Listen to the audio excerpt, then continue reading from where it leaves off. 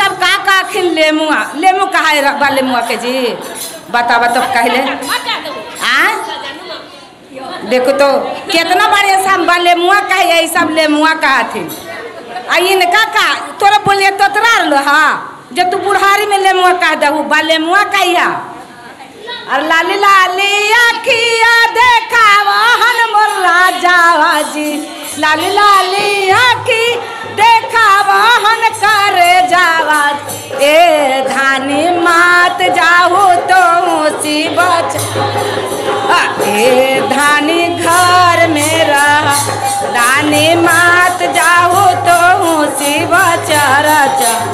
ए धानी घर मेरा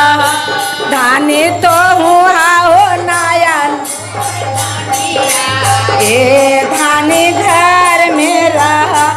धानी तो हूँ हाओ नायन नोहर कानी ए धानी घर मेरा ए राजा सुना बड़ी हम तो सेवा कैली गोड़ हाथ मैते मैते हाथे दर्द करा है भोला के भजन करम त मुँह दर्द ना करत हम जा रहा लिखा अरे गोड़वा से चाल चलवे गोड़वा से चाल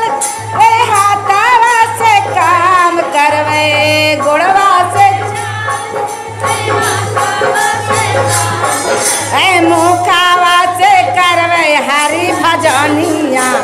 ए सामी होश मेरा सामी मुखावा से करवे हरि भजनिया ए